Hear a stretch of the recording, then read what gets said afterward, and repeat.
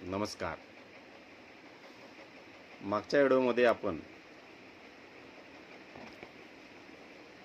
MBBS मध्ये 85% कोटा व 15% कोटा आणि डीम्ड युनिव्हर्सिटी याबद्दल माहिती बघितली.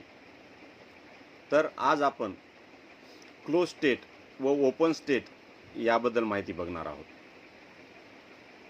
आता क्लोज स्टेट म्हणजे नेमकं काय आणि ओपन स्टेट म्हणजे नेमकं काय हे मुलांना कळणं गरजेचं आहे. तर काही राज्यांमध्ये इतर राज्यातील मुलं फॉर्म भरू शकत नाहीत, ते असते क्लोज स्टेट. व काही राज्यामध्ये इतर राज्यातील मुलं फॉर्म भरू शकतात, ते असते ओपन स्टेट.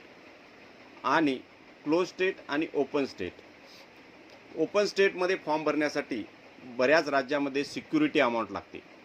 ते दुसऱ्या किंवा तिसऱ्या फेरीमध्ये भरावे लागते. कुठे 2 लाख असते, कुठे 3 लाख, कुठे 4 लाख, कुठे 5 लाख असे अमाऊंट असतात.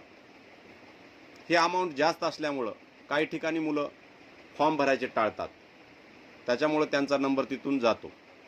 तर मुलांनी एक लक्षात घेतलं पाहिजे, फॉर्म भरते वेळेस आपले मार्क किती आहेत, आपला नंबर त्या राज्यामध्ये लागेल काय, या सर्व बाबीची पडताळणी करून फॉर्म भरावा. आणि सरकारांना माझी एक विनंती आहे की सरकारने हे सिक्युरिटी अमाऊंटच बंद करून टाकावं. कारण सिक्युरिटी अमाऊंट बंद केलं तर काय होईल की मुलांना सगळ्या राज्यामध्ये फॉर्म भरता येईल. सगळ्या खाजगी मेडिकल कॉलेजला मुलांना संधी भेटेल. मुळामध्ये ही प्रक्रिया विद्यार्थी केंद्रित नसून ही संस्थाचालक केंद्रित आहे. जर ही प्रक्रिया विद्यार्थी केंद्रित झाली, पारदर्शकता यामध्ये आली, तर विद्यार्थ्यांचे खाजगी मेडिकल कॉलेजमध्ये ॲडमिशन लवकर होईल.